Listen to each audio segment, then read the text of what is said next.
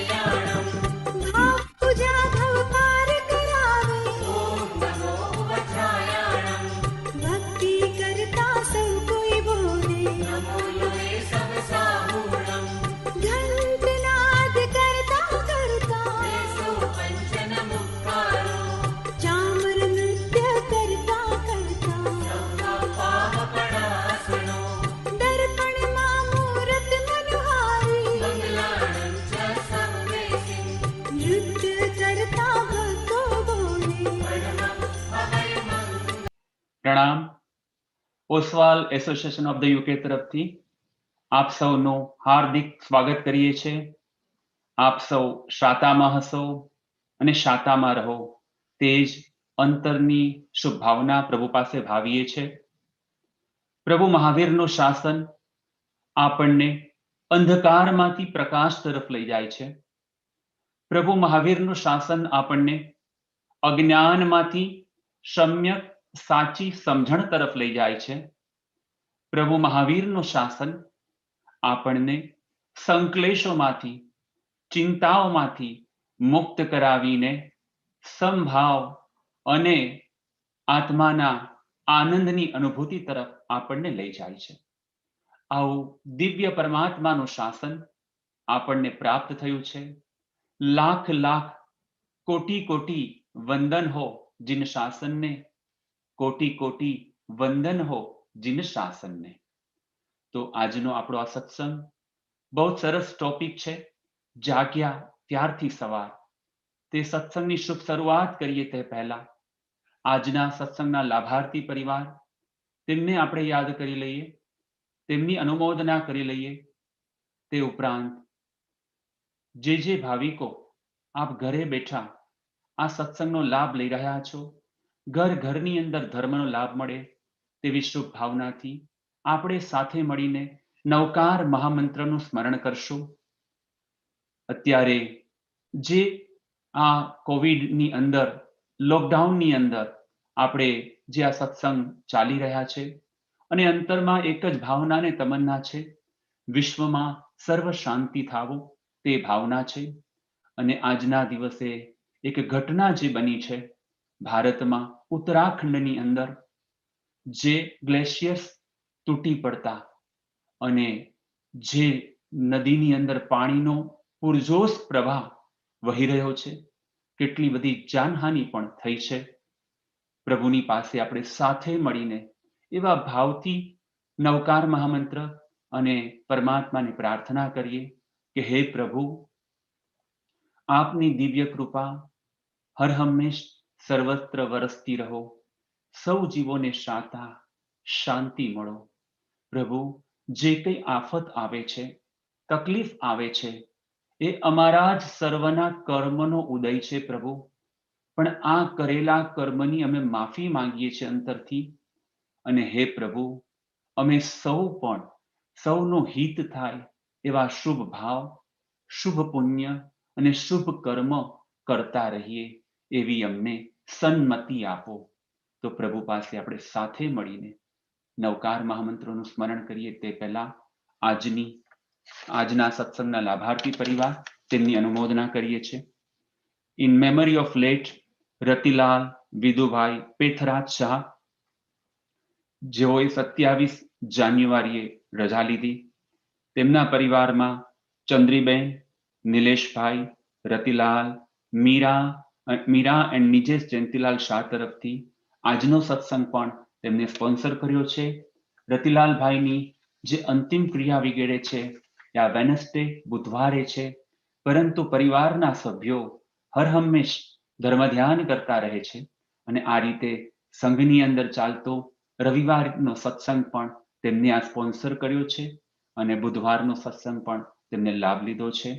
ધર્માનુરાગી રતિલાલભાઈના દિવ્ય આત્માને યાદ કરી આપણે સૌ એ જ ભાવ કરીએ છીએ કે હે પ્રભુ, આપ મહાવિદ્ય ક્ષેત્રમાં સિમંદર સ્વામી બિરાજમાન છો અને દિવ્ય આત્માને આપના ચરણમાં રાખી પરમ સુખ પરમ આનંદને આપો તેવી જ ભાવના ભાવીએ છીએ. તેમજ બીજા લાભાર્થી પરિવાર છે સ્વર્ગસ્થ ધીરેનભાઈ મેઘજી શાહ, જે આપણા કમિટીની અંદર ટ્રેઝરરનું કામ સંભાળ્યું અને એ ધીરેનભાઈની પ્રથમ પુણ્યતિથિ નિમિત્તે લાભ લીધો છે તેમના પરિવારમાંથી. એ જ ભાવ કરીએ છીએ કે ધીરેનભાઈનો દિવ્ય આત્મા અરિહંત પ્રભુના ચરણની સેવાને પ્રાપ્ત કરી પરમ સુખને પ્રાપ્ત કરે.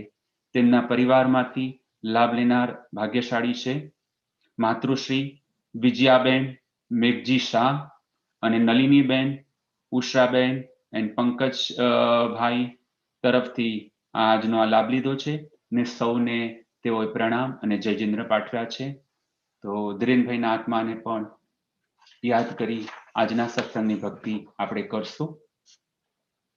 તે ઉપરાંત લાભાર્થી પરિવાર છે કેન્યા નેરોબીથી લાભ લીધો છે અને તે છે નીલાબેન, અરુણભાઈ, દીપા અને કલ્પા, તેમજ ખિલોની એન્ડ ઓલિવર, ખુશી, યાશલ એન્ડ એલેક્ઝાન્ડરા તરફથી આ લાભ લીધો છે. સરસ મજાનો નીલાબેન હર હંમેશ આપણા સત્સંગની અંદર ભાવથી લાભ લેતા હોય છે અને ઘણીવાર તેઓ સ્પોન્સરશિપ પણ કરે છે. પ્રભુ એમને ખૂબ સારા કામ કરવાની શક્તિ આપે.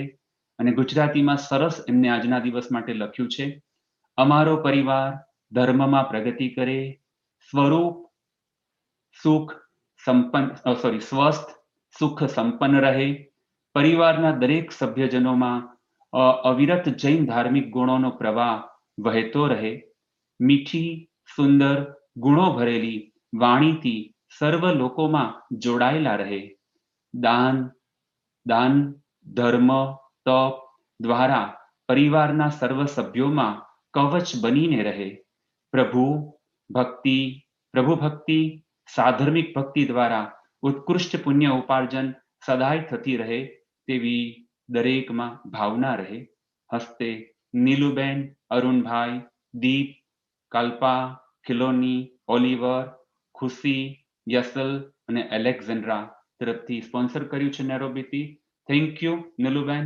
અને ખૂબ સરસ તમે જે ગુજરાતીમાં આ લખ્યું છે એ ખરેખર પરિવારની અંદર આવી તો ભાવના રહે પણ આપણા સૌમાં આવી ભાવના વધતી રહે અને આપણે આ માનવ જીવનને સરસ બનાવીએ એ જ અંતરની અભિલાષા રાખીએ છીએ.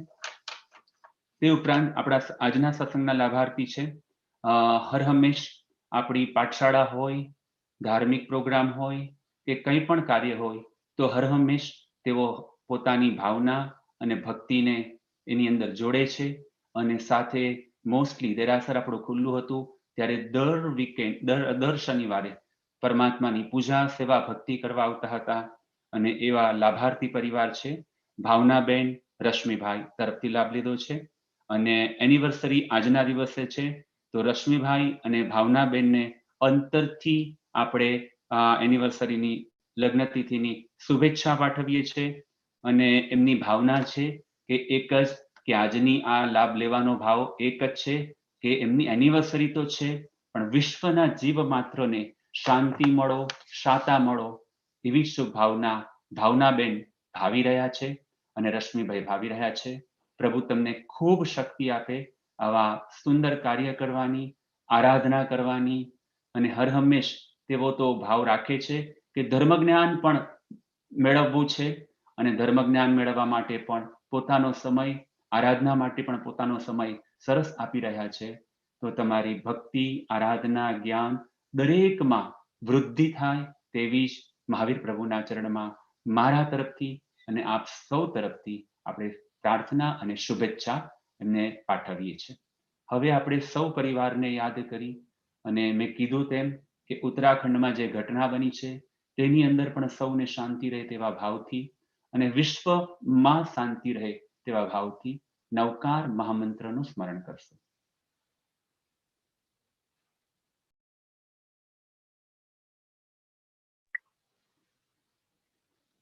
ઓમ નમો હરિ હંતાણમ, ઓમ નમો સિદ્ધાણમ, ઓમ નમો આયરિયાણમ, ઓમ નમો વચ્છાયાણમ, નમો લોયે સવ્વ સાહુણમ, એસો પંચ નમોકારો, સવ્વ પાવપણાસણો, મંગલાણમ ચ સવેશિમ, પઢમમ હવૈ મંગલમ, ઓમ નમો હરિહંતાણમ. પરમ તારક પરમાત્મા મહાવીર પ્રભુના ચરણે ભાવભરી સ્તુતિ કરીએ છે.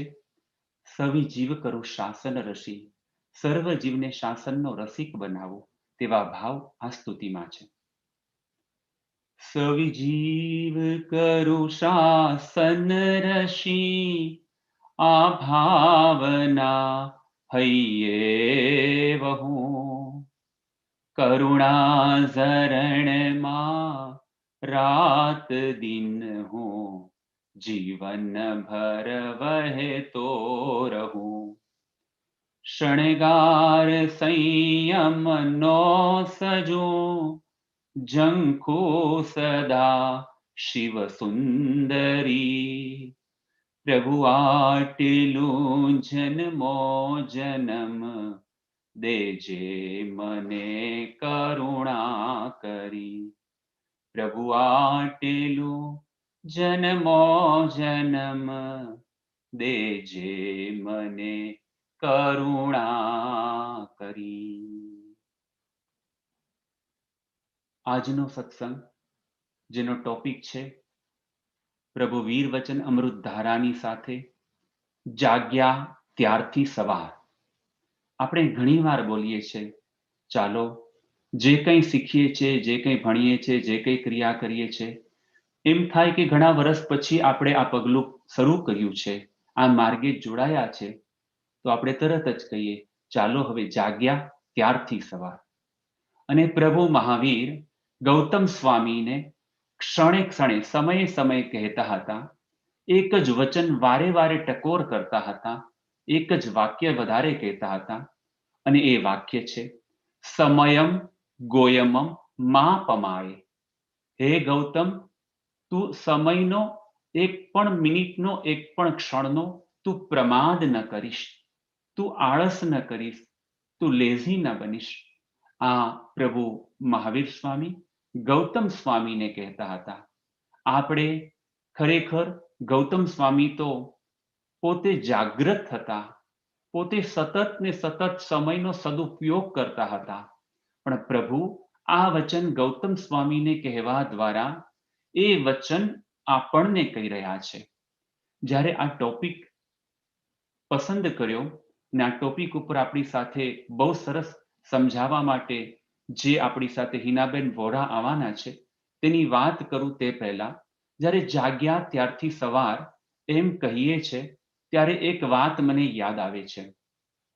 એક ઘરની અંદર લગ્ન થઈને પુત્રવધુ નવી નવી આવી હતી અને ઘરની અંદર એ જ સમયે એકાદ બે દિવસમાં, લગ્નના 2-4 દિવસની અંદર ગુરુ મહારાજ પધાર્યા.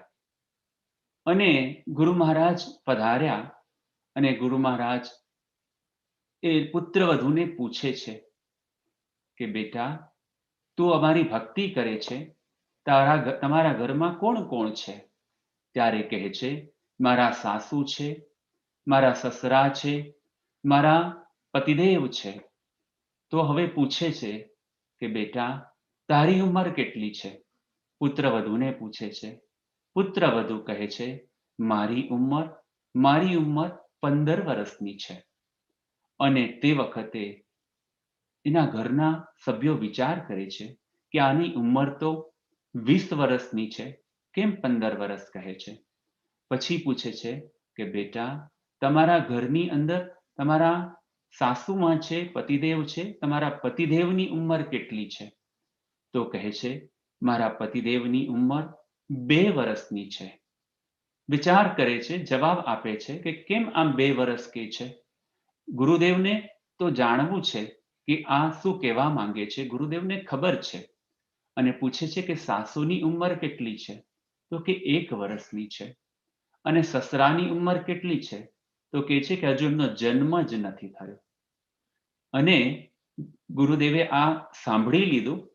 એમને ખબર પડી, તેનો જવાબ પણ એમને ખ્યાલ હતો, પરંતુ એવો તો વહોરીને જ્યારે નીકળી ગયા.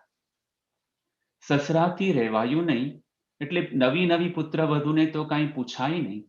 એટલે પાછું એને સાસુ દ્વારા પુત્રવધૂને પૂછે છે કે કેમ આવા જવાબ આપે છે? ત્યારે પુત્રવધુ કહે છે કે મારું વેવિશાળ, મારો વિવાહ આ ઘરમાં છેલ્લા 3 વર્ષથી થયો છે. અને વિવાહ થયા પછી મારા જે પતિદેવ છે એ છેલ્લા 2 વર્ષથી જેમ હું ધર્મ ક્રિયા કરતી હતી, ધર્મ સેવા ભક્તિ પૂજા કરતી હતી, તેમ છેલ્લા 2 વર્ષથી તેઓ સેવા પૂજા ભક્તિ કરતા થયા છે. ધર્મના માર્ગમાં 2 વર્ષથી જોડાયા છે. માટે મેં એમની ઉંમર 2 વર્ષ કીધી.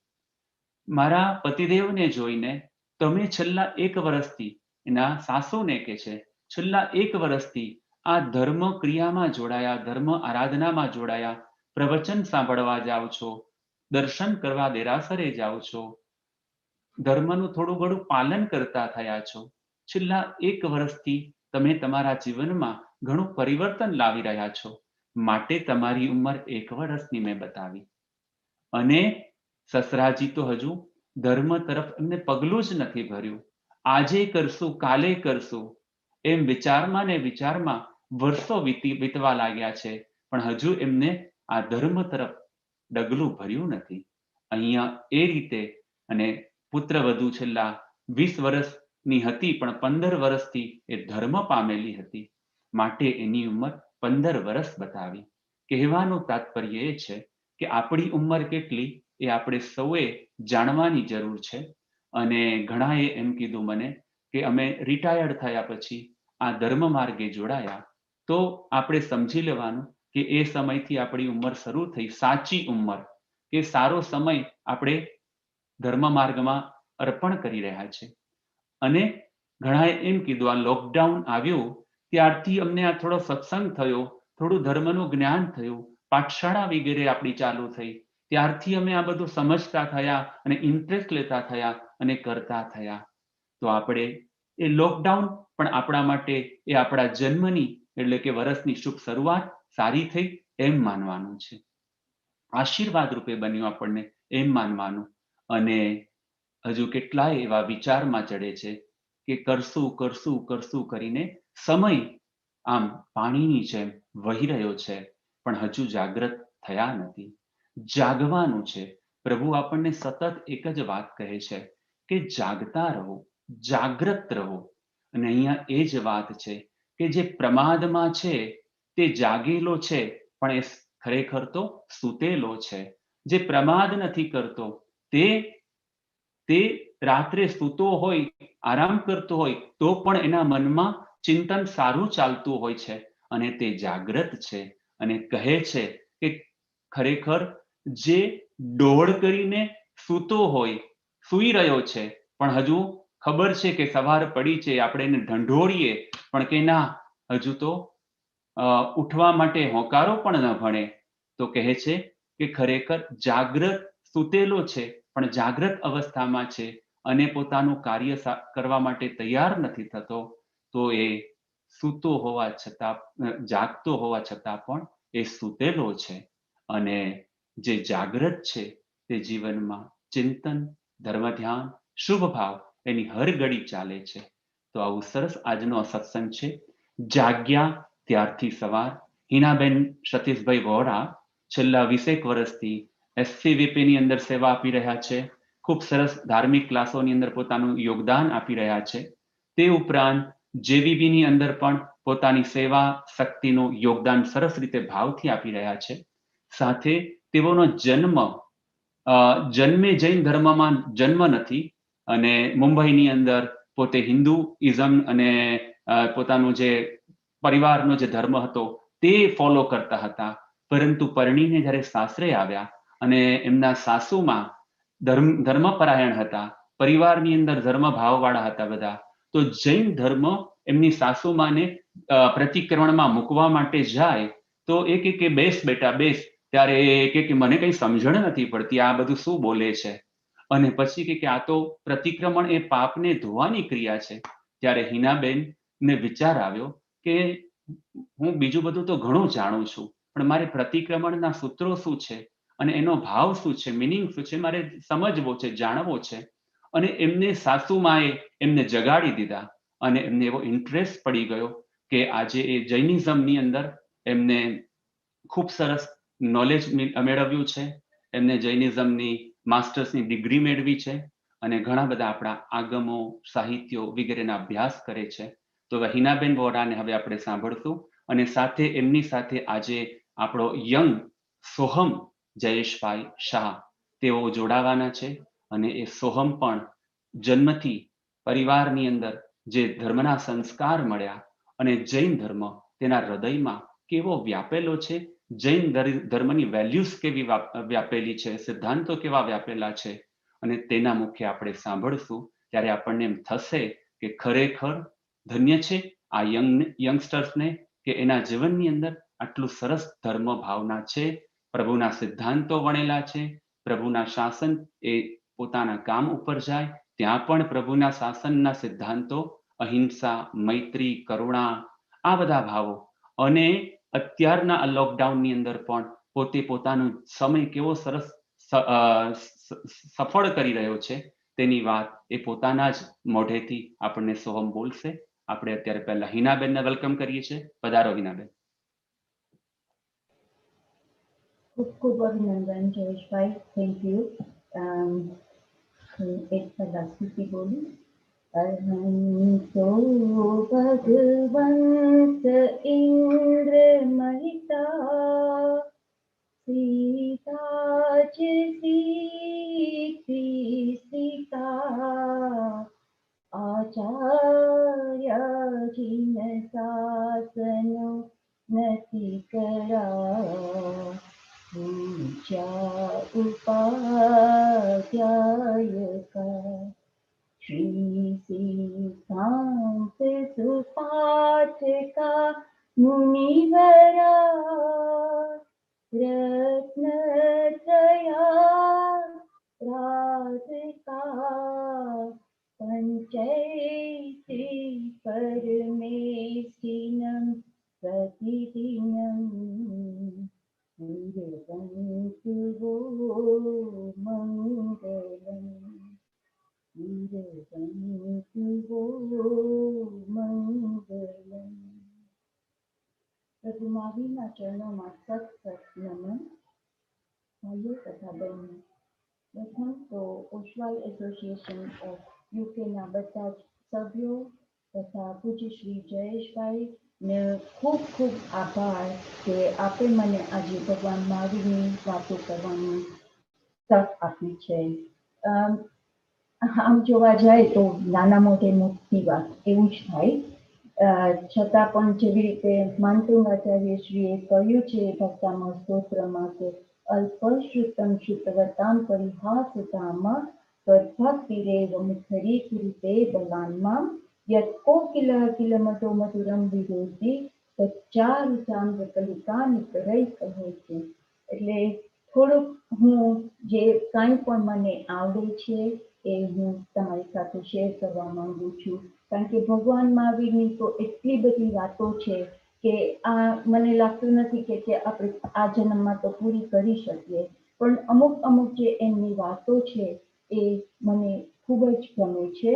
તો આપનો વધારે સમય ન લેતા હું મારા ટોપિક પર જ સીધી આવીશ કે ભગવાન મહાવીર એક મને એમ લાગે છે કે એકદમ ક્રાંતિકારી વ્યક્તિત્વ હતું એમનું.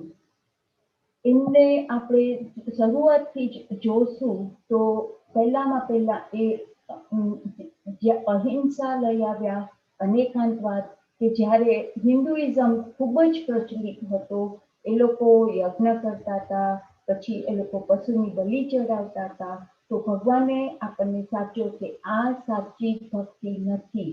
આપણે અહિંસાનું પહેલા પાલન કરવું જોઈએ અને દરેક જીવોની આપણે રક્ષા કરવી જોઈએ. અને એવી જ રીતે અનેકાંતવાદ લઈ આવ્યા કે દરેક માણસનો આપણે એમનો શું વિચાર છે એ આપણે વિચારવું જોઈએ અને એ પ્રમાણે આપણે એનું ક્ષમતાથી બધાનું જ વાત સાંભળવું જોઈએ. હવે હું જે વાત કરવા માંગુ છું એ વધારે કે એ કેવી રીતે આખા સંઘમાં બધા જ માણસોને સમાવતા હતા. તો થોડીક ત્યારે જે હિન્દુઇઝમ હતું એની સિસ્ટમ કેવી હતી કે એમાં મનુષ્ય જીવન છે ને એ 4 તબક્કામાં વહેંચાયેલું રાખતા હતા એ લોકો, અને એ 4 એને આપણે આશ્રમ કહેતા હતા. અને હજી પણ છે જ તો એ 4 આશ્રમ છે કે એમાં પહેલું છે બ્રહ્મચર્યાશ્રમ. તો બ્રહ્મચર્યાશ્રમમાં શું થાય છે કે કોઈ પણ બાળકો લગભગ 8 વર્ષના થાય એટલે એમને ગુરુકુળમાં ભણવા મોકલાવે અને પોતે એકદમ એડલ્ટ થાય ત્યાં સુધી ત્યાં આગળ એ ભણતર કરે છે અને પછી આવે છે.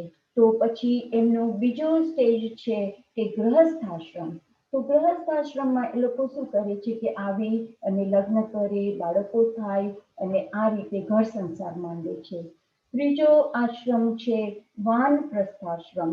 તો આ છે કે એ લોકો જ્યારે છોકરાઓ મોટા થઈ જાય, એમને બાળકો આવી જાય તો એ લોકો પછી બધી રિટાયર થઈ અને બધી ફેમિલીની જવાબદારી પોતાના દીકરા દીકરીને આપી પોતે વનમાં જતા હતા અને ધર્મક્રિયા ચાલુ કરતા હતા.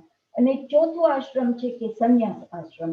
તો ત્યારે દરેક વસ્તુ પોતાની બધી ભગવાનને એ લોકો અર્પણ કરીને લગભગ સમાધિ ભાવ જેવામાં આવી જતા હતા. હવે એવા કોઈક વીરલા પણ હતા કે એ લોકો પહેલા જ સ્ટેજમાંથી સીધા ચોથા સ્ટેજમાં જતા હતા. પણ આપણે અહીં ખાલી જે આ 4 તબક્કા છે એમાંથી બધા જે પસાર થતા હતા એની વાત કરશું. હવે બીજું મારે એક વાત કહેવાની છે કે જ્યારે એક હિન્દુઇઝમમાં વર્ણ વ્યવસ્થા હતી, તો વર્ણ વ્યવસ્થા એટલી બધી પ્રચલિત હતી અને લગભગ માનવ સોસાયટીને લોકોએ 4 ભાગ પાડેલા હતા. તો એમાં એ 4 ભાગમાં શું હતું કે પહેલું હતું બ્રાહ્મણ. તો બ્રાહ્મણને તો એ લોકો એકદમ જ હોશિયાર તરીકે માનતા હતા અને એ લોકોને આપણે જેમ કહીએ ને પ્રીસ્ટ એ રીતે એ કામ એ લોકોનું હતું. પછી હતા ક્ષત્રિય. જેવી રીતે આપણા તીર્થંકર બધા ક્ષત્રિય હતા એટલે એ લોકો રૂલ કરતા હતા કોઈ પણ દેશને કે કાંઈ. અને ત્રીજું હતું વૈશ્ય. તો એ લોકો મર્ચન્ટ, જેવી રીતે આપણે બધા વધારે તો વેપારી છીએ વાણિયા લોકો. અને ચોથું હતું શૂદ્ર. હવે શૂદ્રમાં શું છે કે એ લોકોને એકદમ લેબર જોબ કરાવતા હતા, નોકરનું કામ કરવાનું હતું. તો લગભગ એમાં એવી રીતે થતું હતું કે તમારું પછી આ 4 વર્ણમાં જેમ જન્મ થયો હોય એ જ પછી તમે કરો. તો જે નોકરના થયા હોય એમના છોકરાઓ તો એ નોકરનું જ કામ કરે, એવું બધું હતું. તો ભગવાન મહાવીરનો આ બાબતમાં ખૂબ જ જુદું વિચારસરણી હતી. પોતે આમ જોવા જઈએ તો ભગવાને પોતે જ 12.5 વર્ષ સુધી સાધના પછી પોતે 72 વર્ષના થયા ત્યાં સુધી એક જગ્યાએથી બીજી જગ્યાએ જઈને ધર્મ ફેલાવતા હતા. તો આ રીતે એમનું તો એક બહુ જ જુદું વિચારસરણી હતી. અને આમ તમે જોવા જાઓ તો એમણે કોઈ દિવસ આ 4 સ્ટેજીસને પણ નથી ગણ્યા એમ, અને કોઈ દિવસ કોઈ બાદ નથી રાખ્યો, જાતિનો કે મતનો કે કોઈ જ નહીં. અને એમને માટે તો એવું જ હતું કે જાગ્યા ત્યાંથી સવાર. જે માણસને જાગ્યા ત્યાંથી સવાર, અને તમે પછી કોઈ પણ જાતિમાં હો, તમે કોઈ પણ સ્ટેજમાં હો, તો પણ જરૂર નથી કે એકદમ એવી રીતે જ હોવું જોઈએ. એ કોઈને પણ એટલું બધું પ્રોત્સાહન આપતા હતા જ્યારે એ જોતા હતા કે આ એમને ધર્મના રસ્તે ચાલવું છે.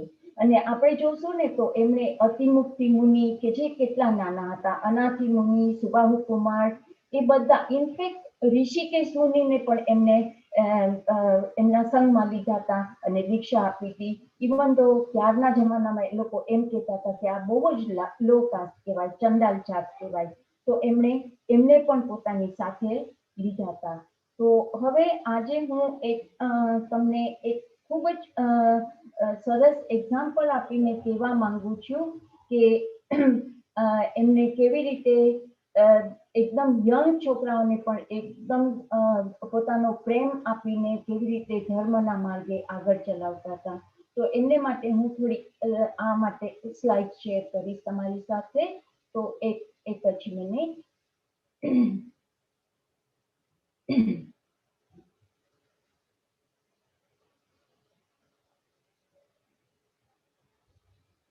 તો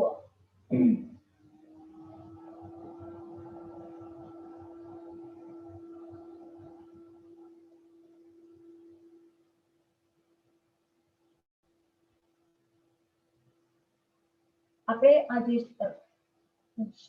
જોશું મેઘકુમારની સ્ટોરી, કે મેઘકુમાર કેવી રીતે એમને ભગવાને પ્રોત્સાહિત કર્યા હતા. તો મેઘકુમાર એક શ્રેનિક રાજાના દીકરા હતા. અને મેઘકુમારને આમ એની માતાનું નામ હતું ધારિણી દેવી, અને પિતાનું નામ હતું કિંગ શ્રેનિક. શ્રેનિક રાજા હતા. તો એક દિવસ ધારિણી માતા સૂતા હોય છે અને એ જોવે છે, એમને એક સ્વપ્ન આવે છે. હવે આપણા આગમ પ્રમાણે સ્વપ્ન આપણને ક્યારે આવે કે જ્યારે આપણે અડધી સુપ્ત અવસ્થામાં હોઈએ અને અડધા જાગ્રત અવસ્થામાં હોઈએ. તો એ ટાઈમે આ માતા ધારિણીને આ સ્વપ્ન આવે છે કે એકદમ સરસ મજાનો ખૂબ હૃષ્ટપુષ્ટ સફેદ કલરનો હાથી એમના મોઢામાં પ્રવેશે છે અને પોતે જાગી જાય છે. પછી એમને એમ થાય છે કે આનો અર્થ શું થતો હશે. એટલે એ પોતે કિંગ પાસે જાય છે અને કિંગને વાત કરે છે અને એમને કહે છે કે મને આવું સ્વપ્ન આવ્યું. તો તમે જોઈ શકો છો કે કિંગ તો ખૂબ જ રાજી થાય છે કે મને લાગે છે કે તમને એક દીકરાનો જન્મ થશે, એટલા માટે તમને આ સ્વપ્ન આવ્યું છે. તો એ રાજી થઈને પછી પોતાના રૂમમાં પાછા જાય છે અને વિચારે છે કે મને આટલું સુંદર સ્વપ્ન આવ્યું અને હવે મારે સૂવું નથી. તો પોતે પ્રાર્થના કરવા બેસે છે. અને પછી બીજે દિવસે સવારે કિંગ એને પ્રિન્સને બોલાવે છે અને એને કહે છે કે મારા રાણીને આ રીતનું સ્વપ્ન આવ્યું છે, તો એનો અર્થ શું થાય. તો પ્રિન્સ કહે છે કે આપને ત્યાં ખૂબ જ સરસ એક પુત્રનો જન્મ થશે અને એ તમારી ખૂબ જ વધારશે તમારી પ્રોસ્પરિટી. એટલે અને પછી રાજા એને બધું આપી અને પાછા મોકલાવે છે. અને પછી આ રીતે ટાઈમ જાય છે. ત્યાં રાણીને 3 મહિના થાય છે અને આપને ખબર હશે કે લગભગ બધી લેડીઝને જ્યારે 3 મહિના થાય તો કોઈક ટાઈપનો દાહોદ ઉપડે છે. અને એ દાહોદ આ રાણીને ઉપડ્યો, ધારિણી દેવીને. તો એને એમ થયું કે હવે હું આ કેવી રીતે કહી શકું, કારણ કે જરાક ડિફિકલ્ટ હતો. જરાક એ ટાઈપની સિઝન નહોતી. તો પણ રાજાએ જોયું કે એ થોડાક સુમમુમ બેઠા છે એટલે પૂછે છે કે તમને શું તકલીફ છે. ત્યારે એ રાજાને કહે છે કે મને આ એક જાતનો દાહોદ ઉપડ્યો છે અને એ કેવો છે કે મને એકદમ વરસાદ વરસતો હોય, વાતાવરણ ખૂબ જ સુંદર હોય અને એકદમ બધી બાજુ એકદમ લીલાછમ ઝાડ હોય, ખૂબ જ સરસ બધા ફૂલો ઉગ્યા હોય અને એ રીતે, અને ઘણા બધા મોર ટહુકતા હોય અને એવામાં હું અને તમે ખૂબ એક હાથી પર સવારી કરતા હોઈએ અને તમે એક સરસ મજાની છત્રી પકડી હોય મારા માથા ઉપર અને આપણે ગામમાંથી આ રીતે પસાર થતા હોઈએ. તો રાજાએ કીધું કે ડોન્ટ વરી, એમાં કાંઈ તકલીફ નથી, હું આ કરું છું. પણ એને કહ્યું કે આ સિઝન નથી, આ કેવી રીતે થશે? તો એને કહ્યું તું એ ચિંતા નહીં કર, હું કરી નાખીશ. પછી એ રાજાએ એને કહ્યું તો ખરું, પછી રાજા વિચારે છે કે કેવી રીતે કરવું. તો એ એમના દીકરા અભયકુમારને બોલાવીને અભયકુમારને વાત કરે છે. અભયકુમાર ખૂબ જ ધર્મિષ્ઠ હતા, એટલે અભયકુમાર 3 દિવસ માટે પોતે એકદમ ખાધા પીધા વગર કૌશદ ઉપવાસ કરે છે અને એમના જે ફ્રેન્ડ ગોડ છે, એમના મિત્ર ગોડ છે, એને બોલાવે છે અને એને વાત કરે છે કે મને આ રીતે જોઈએ છે. તો મિત્ર ગોડ કહે છે કે તમારી માટે કાંઈ પણ, તમે મારા ખરેખર ભક્ત છો. અને ખરેખર બીજે દિવસે તમે જોવો છો કે તે આ રીતે જો પિક્ચરમાં કે બધું જ ક્રિએટ કરે છે આ એમના ભગવાન. અને પછી રાજા અને રાણી ખૂબ જ રાજી થાય છે અને એમને જવું તું એ રીતે એ લોકો ટાઉનમાં જાય છે. અને પછી 9 મહિના પૂરા થતા એ એક દીકરાને જન્મ આપે છે. અને અહીંયા તમે જોવો છો કે નર્સ જ્યારે કેવા આવે છે ત્યારે રાજા એને કેટલું સરસ બધા ગિફ્ટ આપે છે. અને પછી ગામમાં પણ એ લોકો બધું કહે છે આ રીતે કે આ રીતે દીકરાનો જન્મ થયો છે. અને પછી નામકરણ વિધિ વખતે લોકો નક્કી કરે છે, કારણ કે રાણીને એવો દાહોદ હતો કે વરસાદ વરસે, મેઘ એટલે વરસાદ, કે વરસાદ વરસે, તો આ દાહોદ હતો એટલે એમને રાખ્યું. હવે મેઘકુમાર જ્યારે 8 વર્ષના થાય છે ત્યારે આપણે જોયું તો એ લોકો ગુરુકુળમાં એને ભણવા મોકલાવે છે. અને કાલાચાર્ય એના જે ગુરુ હતા એ એમને બધી જ જાતની વિદ્યાનું શીખવાડે છે. અને એ જ્યારે પોતે બધું શીખી લે છે ત્યારે પાછા ગામમાં આવે છે.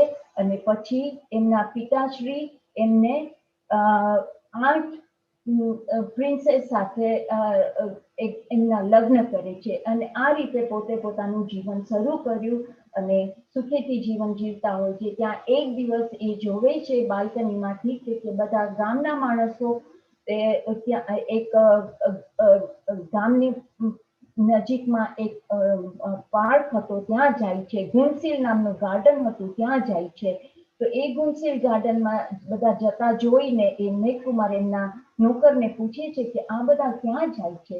તો મેઘકુમાર એના નોકર એને કહે છે કે ગામમાં જે ઘુમસીલ જે પાર્ક છે ત્યાં આગળ ભગવાન મહાવીર પધાર્યા છે. તો એ કહે છે કે તો પછી મારે પણ જવું છે. અને એ એમની 8 વાઇફ સાથે ત્યાં આગળ જાય છે. અને ત્યાં આગળ જાય છે, ત્યાં બેસે છે અને પછી ભગવાન જે રીતની દેશના આપે છે એ સાંભળે છે. હવે આપણને બધાને ખબર છે કે ભગવાનની દેશના એનો કોઈ અંત નથી. ભગવાને આપણને કેટલું બધું સારું સારું કીધું છે. હવે અહીંયા મેં ખાલી એક જ આપણે વાત કરશું કે ભગવાન અહીંયા જે દેશના આપે છે કે એક માણસ પાસે હતો એક અમૃત ભરેલો જગ. અને એને શું કરે છે કે એ અમૃત ભરેલો જગ એની પાસે હતો.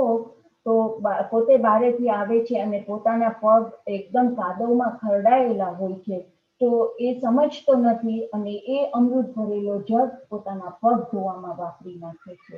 હવે આના પરથી આપણે એમ વિચારી શકીએ કે આપણને પણ એક જિંદગી મળી છે, એક મનુષ્ય ભાવ મળેલો છે, તો આપણે ક્યાં એને વાપરવો છે? આ રીતે પગ ધોવામાં વાપરવો છે કે આપણે ધર્મમાં આગળ જવું છે? હવે તમે જોશો આ બધું સાંભળીને મેઘકુમાર ખૂબ જ પ્રભાવિત થાય છે ભગવાનની દેશનાથી અને સીધા ભગવાન પાસે જાય છે અને ભગવાનને કહે છે કે મને પણ આપના રસ્તે ચાલવું છે.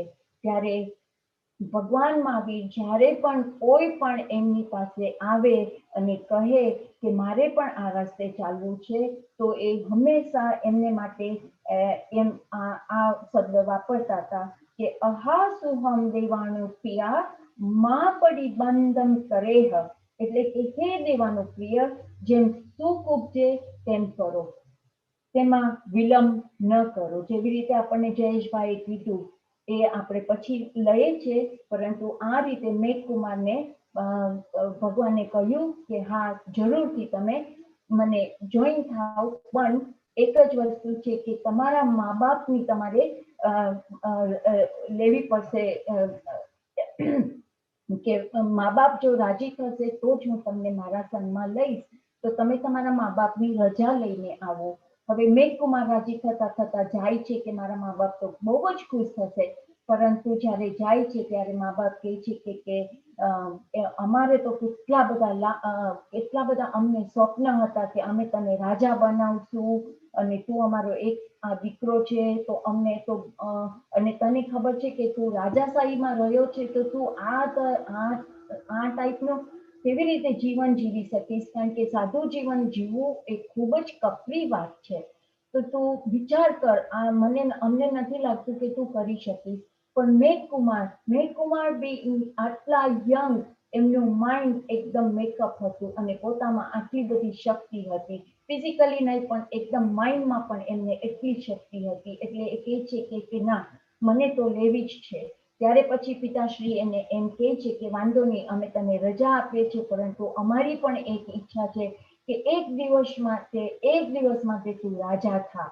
તો પછી મેઘકુમાર એગ્રી થાય છે અને પછી એ કહે છે કે હા, હું એક દિવસ માટે રાજા થઈશ. તો એક દિવસ માટે જ્યારે એને રાજા બનાવે છે, ત્યારે પછી માતા પિતા એને પૂછે છે કે તું આજે રાજા છો, તો અમે તને શું ગિફ્ટ આપીએ? તો એ કહે છે કે બસ મને તમે આજે પાત્રા લાવી દો, વાનરને બોલાવી દો કે મારો લોજ કરે અને એક મને ચરવડો, બીજું મને કાંઈ નથી જોતું. તો આના પરથી આપણે જોઈ શકીએ છીએ કે પોતાના માઇન્ડમાં એ લોકો એમને કેટલું નક્કી કરેલું હતું. આ રીતે એક જ દિવસ રાજા થઈને, અને કેટલો ડિફરન્ટ કે આજે એક દિવસ રાજા છે અને બીજે દિવસે પોતે સાધુ થશે કે જ્યાં પોતે માંગીને ગોચરી લઈને ખાવાનું ખાશે કે ફ્લોર પર સૂશે, તો પણ આ જો એની કેટલું માઇન્ડ એનું કેટલું ડિટરમિન છે. તો આ રીતે એ બીજે દિવસે ભગવાન મહાવીર પાસે આવે છે અને ભગવાન મહાવીર પાસે દીક્ષા લે છે અને ખૂબ રાજી થતા વિચાર કરે છે કે હવે હું આ બધા સાથીઓ સાથે ટાઈમ સ્પેન્ડ કરીશ અને હું બધું જ શીખીશ, એમ કરીને ખૂબ રાજી થાય છે. આખો દિવસ રાત પડે છે ત્યારે શું થાય છે કે એક હોલમાં બધા સાધુઓને સુવાનું હોય છે અને પહેલા દીક્ષા લીધેલા સાધુઓ બધા એકદમ અંદરથી સુવે છે અને અંતે મેઘકુમારનો ટાઈમ આવે છે ઠીક બાયણા પાસે સુવાનો. તો એ તમે વિચાર કરી શકો કે અત્યારે આપણે પ્રિન્સ વિલિયમને ખાટલા નીચે સુવા, ફ્લોર ઉપર સુવા કહીએ તો એની શું હાલત થાય, એવી જ મેઘકુમારની હાલત હતી.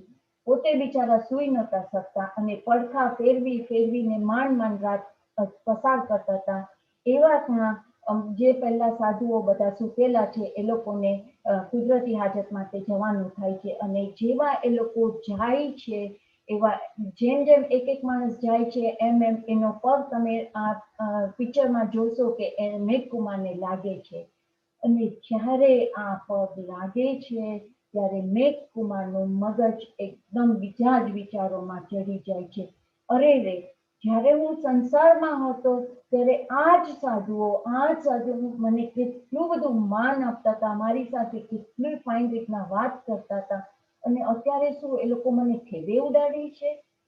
એમ કરીને પોતે ખૂબ જ અપસેટ થાય છે અને પછી એટલું બધું નક્કી કરી નાખે છે રાત્રે જ કે હું કાલે સવારે જ ભગવાન પાસે જઈશ અને કહીશ કે ના, મને ઘરે પાછું જવું છે, મારાથી આ રીતે નહીં રહેવાય. એટલે એ નક્કી કરીને જેવા ભગવાન પાસે જાય છે, એ પોતે ભગવાનને કાંઈ પણ કહે એ પહેલા જ ભગવાનને બધું, આપણને ખબર છે કે ભગવાનને બધી ખબર છે. ભગવાને એને કહ્યું કે મને ખબર છે કે તું રાતના તારા વિચારોથી ખૂબ જ તકલીફ તને થતી હતી, તો પણ હું તને એક વાત કહું એ પહેલા તું સાંભળ. અને એમ કહીને પછી ભગવાન એને કહે છે કે એક હાથી હતો, એનું નામ હતું સુમેરુ પ્રભ, અને એ હાથી જ્યારે પોતે જંગલમાં રહેતો હતો ત્યારે એકદમ આગ લાગી. એક દિવસ એકદમ ખૂબ જ આગ લાગી ત્યારે બધા પ્રાણીઓ બહુ જ દોડીને ભાગી કરે છે. ત્યારે આ સુમેરુ ગ્રહ બિચારો ઓલ્ડ થઈ ગયો હોય છે, તો પોતે દોડી નથી શકતો ફાસ્ટ, તો પણ અને એ દોડી નથી શકતો એટલે પેલા અંગારા બધા એના શરીર પર ઉડે છે અને પોતાને ખૂબ જ જ્વલન થાય છે. તો એ જ્વલનમાંથી નીકળવા માટે એ પોતે નદી શોધે છે અને જાય છે ત્યાં. તો પણ અનફોર્ચ્યુનેટ એ નદીનું પાણી પણ સુકાઈ ગયું હોય છે અને ત્યાં કાદવ હોય છે, તો પોતે કાદવમાં ફસાઈ જાય છે. અને આ એક એનો જે દુશ્મન હાથી હોય છે એને એ જ ટાઈમે લાભ લઈને એને દાંત મારી એને એકદમ જ તકલીફ પહોંચાડે છે. તો આ રીતે સુમેરુ ગ્રહ ત્યાં પોતે મરી જાય છે. હવે એ મરી જઈને બીજા એના ભાવમાં એ પાછો મેર ગ્રહ નામનો હાથી થાય છે. અને મેર ગ્રહ જેવો પાછો રાજા થાય છે અને એક દિવસ પાછું એકદમ આગ લાગે છે ત્યારે પોતાને એક જાતનું લાઈક જાતિ સ્મરણ જ્ઞાન થયું હોય એવી રીતે કે ઓહો, આ આગ મેં ક્યાંક તો જોઈ છે એવું થાય છે એને. એટલે પછી એ શું કરે છે કે બધા હાથીઓને બોલાવીને પછી પોતે વાત કરે છે કે આ મેં ક્યાંક જોયું છે અને જંગલમાં તો આ રીતની આગ હંમેશા લાગે જ છે, તો ચાલો આપણે બધા ભેગા થઈને કંઈક થોડોક એવી જગ્યા નક્કી કરીએ કે જ્યાં આપણે જઈ શકીએ, કારણ કે જંગલમાં ઘડીએ ઘડીએ આગ લાગે છે. તો બધા હાથીઓ ભેગા થઈ અને 8 માઇલનો એરિયા એકદમ ચોખ્ખો કરી નાખે છે અને ત્યાં એ લોકો બધા વિચાર કરે છે કે જ્યારે આગ લાગશે ત્યારે આપણે આમ કરશું. તો જ્યારે એ લોકો પાછી તરત થોડાક વખતમાં જ આગ લાગે છે અને બધા પ્રાણીઓ તમે જોશો પિક્ચરમાં એકદમ દોડતા દોડતા ત્યાં જાય છે અને મેર ગ્રહ પણ દોડતા ત્યાં જાય છે અને બધા એકદમ સેફ રીતના એ 8 માઇલના એરિયામાં ઉભા રહી જાય છે. ત્યારે મેર ગ્રહ પોતે પણ ઉભા હોય છે અને એકદમ એમના પેટ ઉપર ખંજવાળ આવે છે, તો એક પગ ઊંચો કરે છે.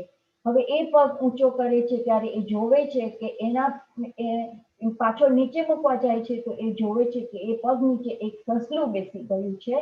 તો એને વિચાર આવે છે કે હું જો મારો પગ મૂકી દઈશ તો આ સસલાનું શું, એ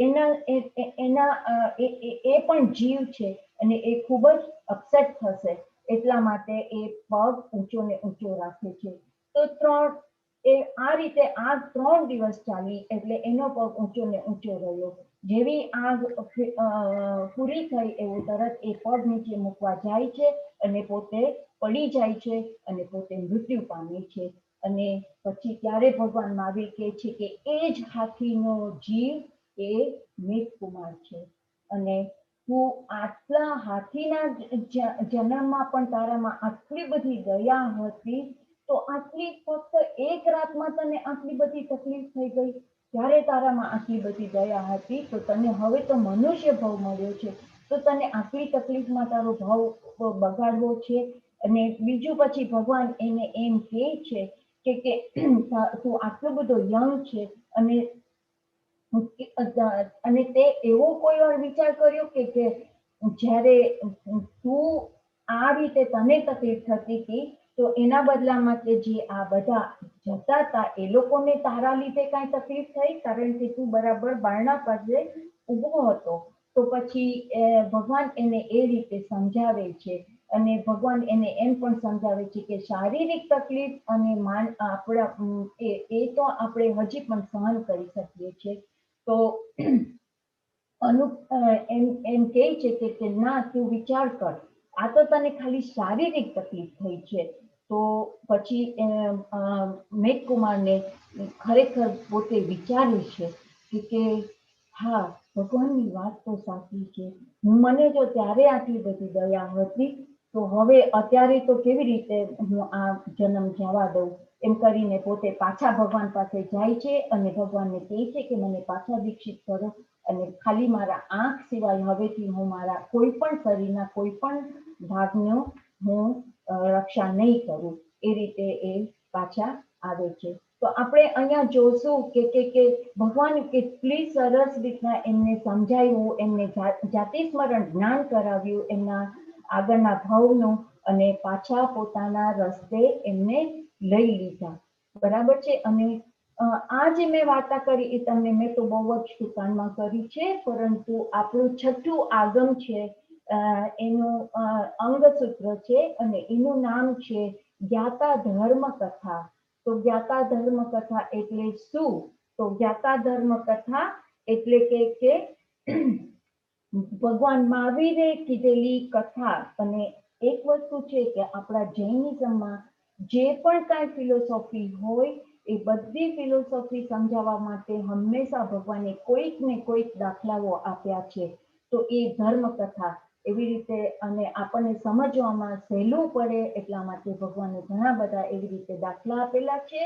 તો આ જ્ઞાતા ધર્મ કથા ખરેખર ખૂબ જ સરસ આગમ છે. અને એનું પહેલું જ ચેપ્ટર છે ઉત્તિક્ષક. ઉત્તિક્ષક એટલે એમાં આખી આ મેઘકુમારની સ્ટોરી ખૂબ જ સરસ રીતના 161 જેટલા શ્લોક છે અને બહુ સરસ રીતના સમજાવેલી છે. અને ચેપ્ટરનું નામ ઉત્તિક્ષક આપેલું છે. એના પરથી એમ થાય છે કે આપણે કોઈક વાર ઉપર ચડીએ છીએ અને પછી પડીએ છીએ, જેવી રીતે મેઘકુમારની જિંદગીમાં થયું. એટલે કંઈક ઊંચકવું અને પછી નીચે મૂકવું. અને બીજો પણ મિનિંગ કરી શકીએ આપણે કે એમનું માઇન્ડ કેટલું ઊંચક થઈ ગયું. જસ્ટ એમને ખાલી પગ અડ્યા બીજા બધા સાધુ મહારાજના, તો એ પગ અડ્યા એમાંથી તો પોતે કેટલા એજિટેટ થઈ ગયા ને એમનું મન ઊંચક થઈ ગયું. તો એ પણ આપણે એ રીતે પણ મિનિંગ લઈ શકીએ. અને છેલ્લે જે એમાં એક કોમેન્ટેટર છે એને આ બહુ જ સરસ એક શ્લોક રચેલો છે કે મહુરેહિમ ઇણઉએનહિમ વયણેહિમ ચોયયંતી આયરિયા સીસે કહિંચી ખલીએ જે મેહુ મુનિ મહાવીરો. તો એનો અર્થ થાય છે કે જેમ ભગવાન મહાવીર સ્વામીએ મેઘમુનિને સ્થિર કર્યા, તેમ કોઈ પણ પ્રસંગે શિષ્ય સ્ખલિત થાય તો આચાર્ય તેને મધુર તથા નિપુણ વચનોથી સંયમમાં સ્થિર થવા માટે પ્રેરિત કરે છે. હવે આ તો લખેલું છે, પણ હું તો એમ કહીશ કે આપણે જે અત્યારે છીએ એવા આપણને પણ જો એવા કોઈ સારા ગુરુ મળી જાય તો આપણે પણ આપણી સંસારી લાઈફ એવી છે જ કે આપણે બધા ઘડીએ ઘડીએ ચલિત થઈ જઈએ છીએ આ રસ્તા ઉપરથી. તો ખરેખર જો આપણને સાચા ગુરુ મળી જાય તો આપણને પણ કોઈક એવી રીતે સમજાવી શકે અને આપણે આગળ જઈ શકીએ. તો એ બહુ જ ઇમ્પોર્ટન્ટ છે કે સાચા ગુરુ મળે આપણને. અને આના પછી હું એમ કહેવા માંગુ છું, જેવી રીતે જયેશભાઈએ પણ વાત કરી કે ભગવાને કહ્યું છે ઉત્તરાયણ સૂત્રનું 10મું ચેપ્ટર કે જેનું નામ છે ધ્રુમપત્રક. એમાં ભગવાન હંમેશા કહે છે કે એનું એક પહેલું જ શ્લોક છે ધૂમપત્ત એ પંડુયે જહા વીણવઈ રાય ગણાણ અચ્ચ એવમ મણુયાણ જીવિયમ સમયમ ગોયમ માં પમાયયે. સમયમ ગોયમ માં પમાયયે. અહીંયા આપણે એમ સમજી લેવાનું છે કે આપણે એમ સમજી લેવાનું છે અહીંયા આગળ કે આપણે પોતે જ ગૌતમ સ્વામી છીએ. કારણ કે જેમ જયેશભાઈ આપણને કહ્યું કે ગૌતમ સ્વામીને તો બધું જ ખબર હતી, પણ ભગવાને આપણને કહ્યું છે એટલા માટે. અને આખું ચેપ્ટર બહુ જ સરસ છે. અને જે આમને પહેલો શ્લોક વાંચ્યો એનો તો મિનિંગ એમ થાય છે કે આપણું જીવન કેવું છે કે ધ્રુમપત્રક પર એક ઝાકળનું બિંદુ પડે તો એ બિંદુ કેટલું ટાઈમ ટકી શકે? તો બસ એટલી જ આપણી મનુષ્યની લાઈફ છે. અને એ જિંદગી આપણને કેટલા વખત પછી મળે છે. જો આપણે બીજી બધી યોનિમાં જઈએ તો કેટલા અસંખ્યાત વર્ષો સુધી આપણે એ યોનિમાં પડ્યા રહે છે અને આપણને મનુષ્ય ભાવ મળતો નથી. એટલે આ મનુષ્ય ભાવ આપણને જે મળે છે એનું ખરેખર આપણે ખૂબ જ સરસ રીતના વાપરી અને આ માર્ગે આપણે ચાલીએ એ જરૂરી છે. તો જ્યારથી જાગ્યા ત્યારથી સવાર આપણને જ્યારથી પણ એમ લાગે કે ના ખરેખર આ રસ્તે ચાલવા જેવું છે, તો ત્યારથી ઉંમરની કોઈ જરૂર નથી, પરંતુ એક વસ્તુ છે કે જેવી રીતે આપણે યંગ હોઈએ ત્યારે આપણામાં આટલી બધી શક્તિ હોય છે, અને એ જ હું અહીંયા આગળ સોહમ શાહ કે જેને હું એ ફક્ત 7 વર્ષનો હતો ને ત્યારથી હું એને ઓળખું છું. એમના મા બાપ એને ખૂબ જ જૈન ધર્મના સંસ્કાર પહેલેથી જ આપેલા છે, અને પછી હું જે સ્કૂલમાં ભણાવતી હતી ચન્ના વિદ્યાપીઠમાં, ત્યાં એ આવતો હતો, અને આજે હું જોઉં છું કે એ પોતે એક પ્રોપર જેન્ટલમેન થઈ ગયો છે અને પોતાના પ્રોફેશનમાં કેટલો બધો આગળ વધેલો છે. પરંતુ એને આપણા જે જૈન ધર્મના સિદ્ધાંતો છે એ પોતાની જિંદગીમાં કેટલા ફાઇન રીતના અપનાવેલા છે, અને ચાલો આપણે એની પાસેથી સાંભળીએ કે એને આ સિદ્ધાંતો એની લાઈફમાં ક્યાં ક્યાં આટલા નજીક આવ્યા. તો Soham Shah. Jai Janindra, thank you very much, Hina Auntie, Jayesh Uncle, and the Oshwal Association for having me here today. It's really great to see so many people, and I hope everyone is, of course, staying safe in these, highly unusual times that we are in.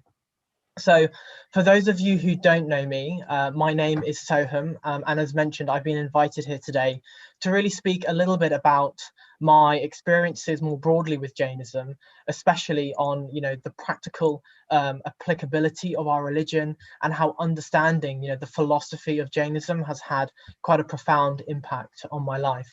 So before I start and get into my own personal experiences, I think it would be good just to give you all a little bit of a background on myself. So I grew up in Reading. I went to school here. And from a young age, my mum really introduced me to Jainism, learning about the scriptures, mantras and philosophies, all of it pivoting around ahimsa, non-violence, karma theory, and pretty much everything in between. So I studied economics at university and I graduated 2.5 years ago. I've since been working for the American investment bank, Goldman Sachs, within capital markets. And I can't say enough how, the intense pressures of my job working at Goldman Sachs have been eased by the things and the tools I practiced in Jainism. So the rest of what I wanted to say today, I'm going to really split into 2 segments. So firstly, I'll share a little bit about my personal journey with Jainism and my understanding of the religion and how I see it, and really how we can ensure the appeal of Jainism remains relevant to the youth of today, who are, endlessly immersed in consumerism and material culture. And then I'll talk a little bit about, secondly, about Jain school and why, learning about Jainism is such an important aspect in our overall understanding of our religion. So learning about Jainism when I was younger really inspired me and my brother to run what we called vegetarian days at school. And that was basically where we managed to convince the headmaster to hold an entire day where basically breakfast, lunch and dinner were all served completely meat and egg free to over 900 students. It was a boarding school and a day school, so they were serving, meals throughout the day to everyone. And the success of doing this and the overwhelmingly positive feedback that we received led to a feature article in the newspaper, and I think more importantly it really educated people in a practical way of how easy it is to follow a vegetarian diet, and the health benefits along the path of ahimsa, what they are. The vegetarian days, also extended into becoming a termly event for many years ahead. And a lot of people who eat meat do so, often out of blind ignorance, mostly because, they've grown up doing so, or they don't really know or think of doing anything different. So, a small event like this that we ran had a huge knock-on effect, which really underpinned by what is essentially the central covenant of Jainism, which is ahimsa. And even some of my school friends converted into becoming vegetarian as well. So more recently, my brother Rim, so he's studying engineering at Oxford University. He started his own company called Carbon Codes, and you can look them up on Google.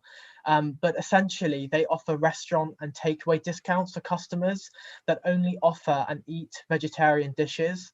And this is great, right? Because it encourages people when they go to a restaurant or when they order takeaway food, only to order vegetarian items, only to order vegetarian dishes.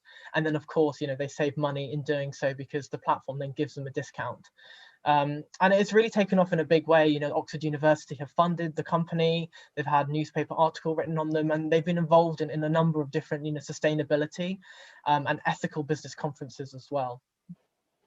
And a few months ago, at the beginning of the lockdown, my brother and I also gave a talk to people on Zoom around what we called the methodology of change.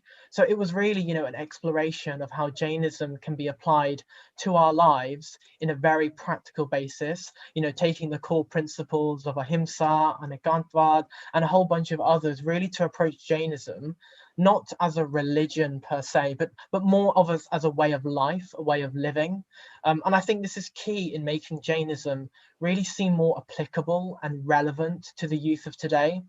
I think we really need to move away from our emphasis in doing rituals or belief in superstition to actually focus on the tools that Jainism gives us, and that what makes it such a practical philosophy and actually hugely relevant to the people's struggles that many face today. People often ask me, why should we bother with religion, or why should we follow something that can't be proved by science?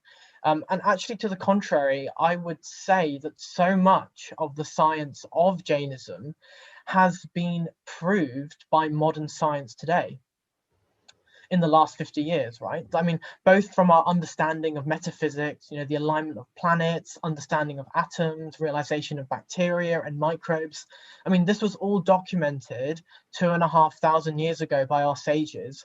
And I think, for me, it's absolutely mind-blowing that, thousands and thousands of years ago, our scriptures documented, discussed in great depth the nature of atoms, something that modern science has only really proved in the last 100 years or so.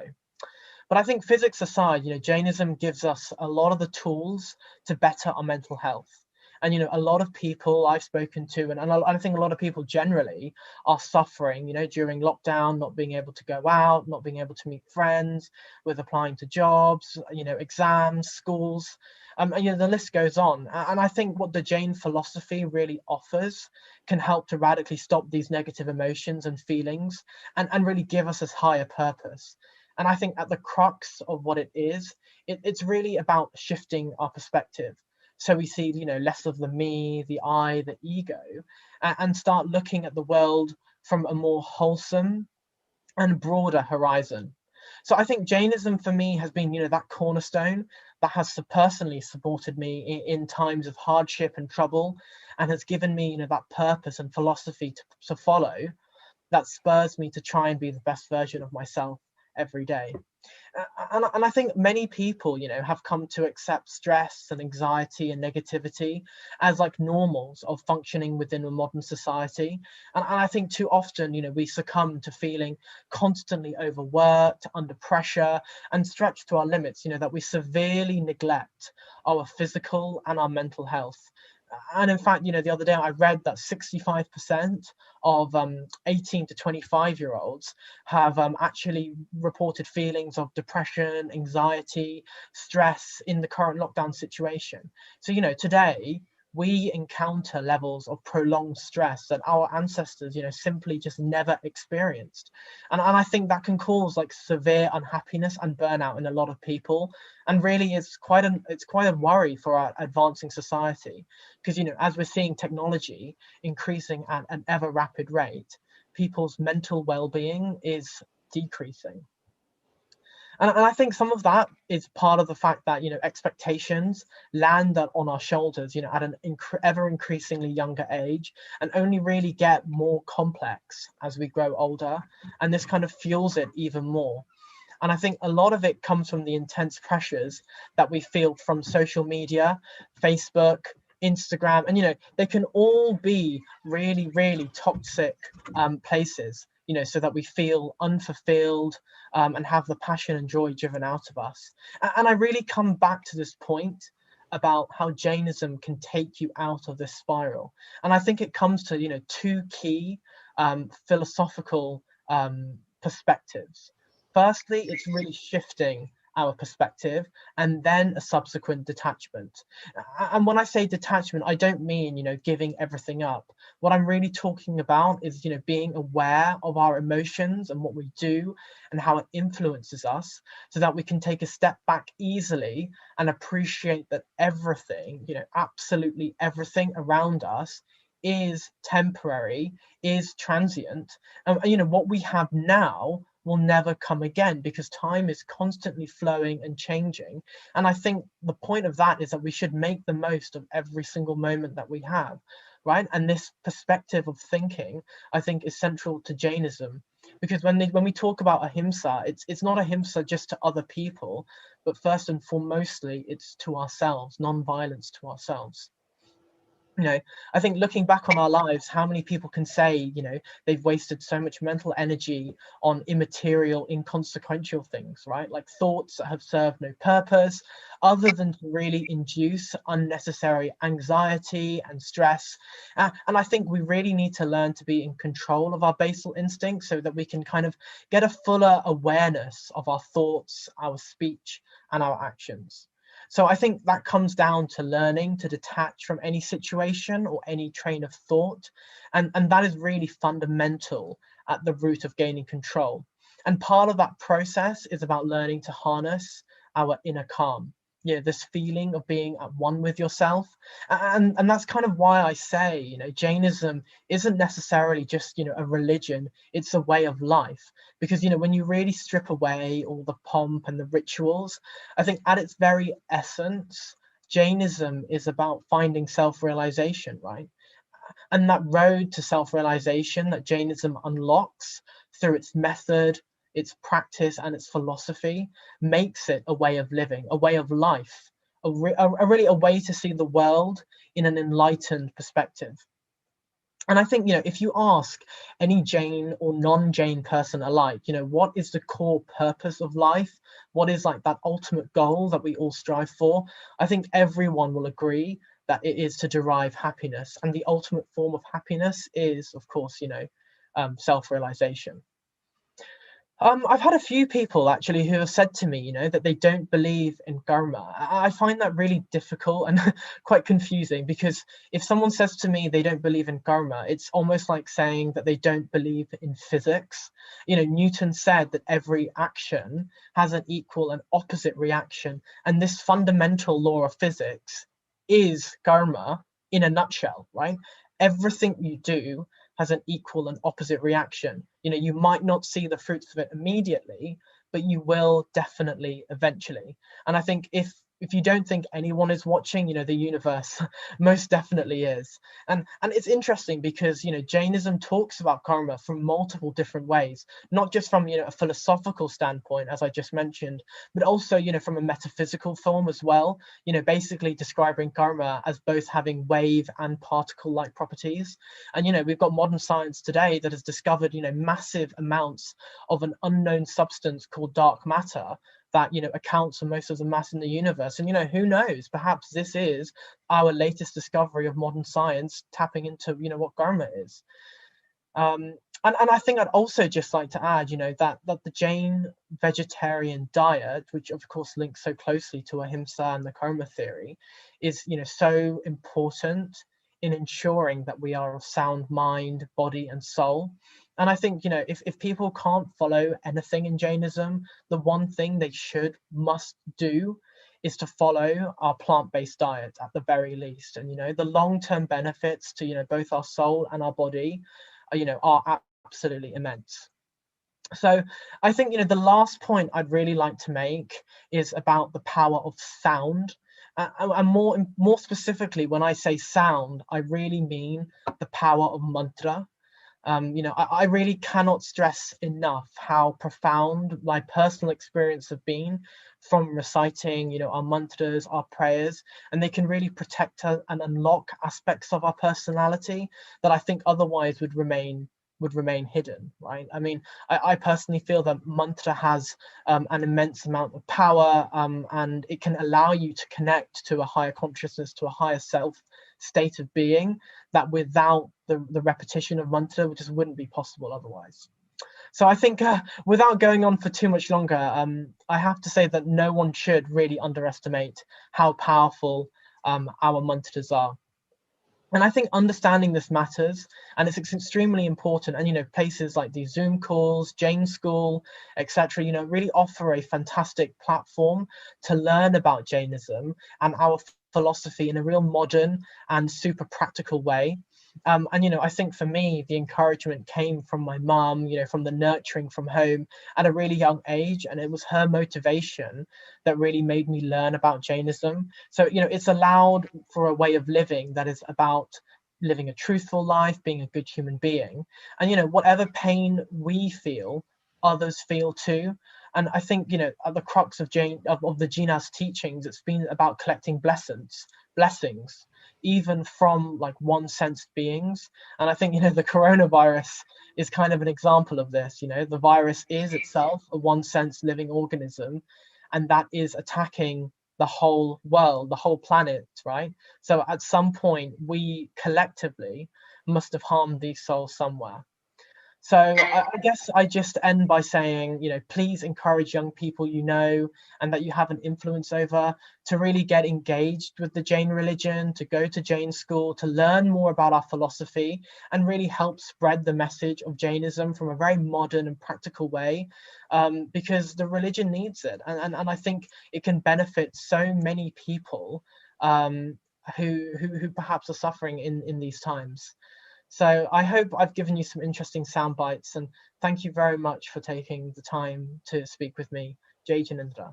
Thank you. Thank you very much, Soham. That was great. I hope we have a lot more people like you in Jainism.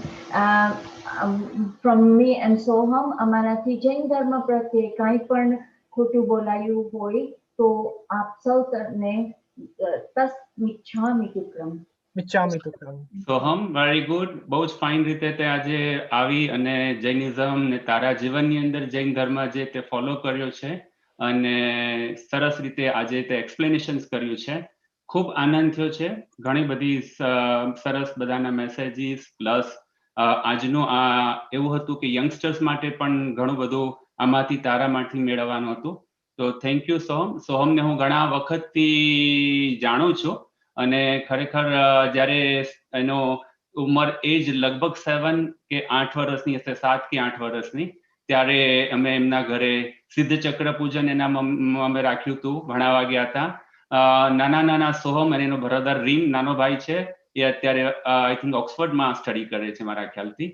પણ બંને છોકરાઓ પૂરા સિદ્ધ ચક્ર પૂજનની અંદર લગભગ 3 કલાકનું એ પૂજન હતું. આખું સિદ્ધ ચક્ર પૂજન ભાવથી, શાંતિથી એને કર્યું હતું અને એની સાથે એને સરસ નવકાર મંત્ર, મૈત્રી ભાવનું, પવિત્ર જળનું, મંગલ પાઠ, આવું તો ઘણું બધું હવે એને મને લાગે છે કે હવે તો ભક્તામર પણ આવડી ગયું છે, હે ને સોમ? હે, નેક્સ્ટ ટાઈમ ભક્તામર બધાને આપણે સંભળાવવાનું છે તારે. Thank you. તો ખૂબ સરસ અને આજે આપણી સાથે આવ્યો. તો આપણા બધા તરફથી thank you Som for that inspiring talk. Great hear about your insight and practice of Jainism. અને બધા Oswal association of the UK તરફથી અને સમગ્ર અત્યારે લગભગ 624 જિલ્લા 624 ડિવાઇસ જોઈન થયા છે. એ ઉપરાંત બધા આપણા ઝૂમની અંદર પણ કેટલા બધા જોઈન થયા છે. બધા જ તરફથી અંતરથી તારા જે થિંકિંગ છે, વિચારો છે જૈનિઝમ માટેના, અને આ રીતે આપણે પણ આપણા જીવનમાં આ જૈનિઝમના જે વિચારો છે એ આપણે એપ્લાય કરીએ, પ્રેક્ટિસમાં મૂકીએ. ને ધર્મના સિદ્ધાંતો આપણા જીવનને સાચો આનંદ આપે છે, રિયલ હેપીનેસ આપે છે. તો આપણે બધા જ એ માર્ગમાં આગળ વધીએ એ જ ભાવના રાખીએ છીએ. સોહમની સાથેના પેરેન્ટ્સને, જાગૃતિબેન, તમે ખૂબ સરસ નાનપણથી એને સંસ્કાર આપ્યા છે. જયેશભાઈ, ખૂબ સરસ સમય એને આપી અને આ રીતે છોકરાઓને તૈયાર કર્યા છે. અત્યારે જેટલા પણ પેરેન્ટ્સ છે, ગ્રાન્ડ પેરેન્ટ્સ છે, આપણે આપણા છોકરાઓને કે ગ્રાન્ડ ચિલ્ડ્રન્સને આપણે જો આ રીતે એ લોકોને નાનપણથી જોડશું તો ખરેખર એ છોકરાઓ પોતાના લાઈફમાં તો આગળ વધશે, પણ બીજાને પણ કેટલો એના થકી લાભ મળશે. તો આભાર માનીએ છીએ હિનાબેન તમારો પણ અને સોહમનો પણ. Thank you. અને હવે આપણે ખરેખર આપણા એક લિટલ સ્ટાર જેની એજ છે 8 વર્ષ, અને આપણે કહીએ છીએ ને કે શું આજનો વિષય છે કે જાગ્યા ત્યારથી સવાર. તો આ લિટલ સ્ટાર 8 વર્ષનો છે અને એનું નામ છે પ્રિયન પારસભાઈ ડોઢિયા. તેના મધર દીપાબેન અને પારસભાઈએ ખૂબ આ બાળકને સરસ સંસ્કાર આપ્યા છે અને ડે બાય ડે એની અંદરમાં એટલો બધો ભાવ છે કે મારે આ શીખવું છે, મને આ જાણવું છે, મારે આ ભણવું છે. અને ખૂબ સ્કૂલની અંદર તો પોતાનું સરસ બધું પોતાનું કાર્ય કરે છે, પણ સ્કૂલ સાથે રિલિજન ધર્મનું પણ એટલું જ પેરેન્ટ્સ એને શીખવાડી રહ્યા છે અને આગળ વધી રહ્યા છે.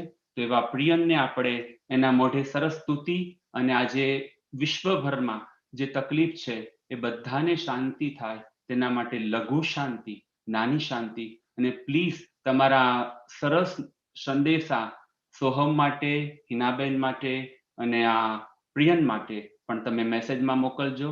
પ્રિયન, વેલકમ. પ્રણામ. જય જિનેન્દ્ર. પ્રણામ. તમે સાતામાં છો? દેવગુરુ પસાય બધા જ સાતામાં છે. પ્રિયન બધાને સાતા પૂછે છે. એટલે હું હવે સ્તુતિ બોલીશ. જેના ગુણોના સિંધુના બે બિંદુ પણ જાણું નહીં, પણ એક શ્રદ્ધા દિલમાં કે નાથ સમકો છે નહીં. જેના સહારે ક્રોડો તરિયા મુક્તિ મુજ નિશ્ચય સહી, એવા પ્રભુ અરિહંતને પંચાંગ ભાવે હું નમું. સંસાર સુખના સાધનોથી સતત હું ડરતો રહું, તુજ ધ્યાન ને અંતર વ્યથા હરતો રહું, કરતો રહું દિન રાત બસ તારા ચરણની ચાકરી. પ્રભુ આટલું જન્મો જન્મ દેજે મને કરુણા કરી. સંસાર ઘોર અપાર છે તે ડૂબેલા ભવ્યને હે તારનારા નાથ શું ભૂલી ગયા નિજ ભક્તને. મારી શરણ છે આપનું નહીં ચાહતો હું અન્યને, તો પણ પ્રભુ મને તારવામાં ઢીલ કરો શા કારણે.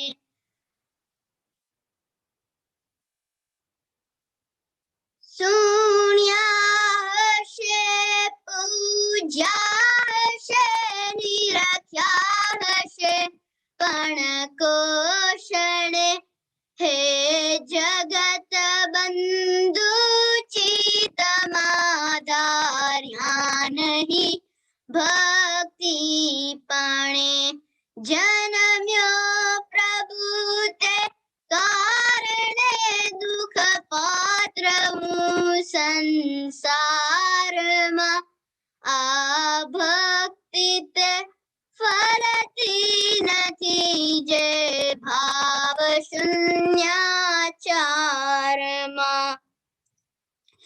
જગતના સર્વ જીવોને શાતા મળે, સમાધિ મળે અને શાંતિ મળે, અને જગતના સર્વ જીવો મોક્ષે જાય.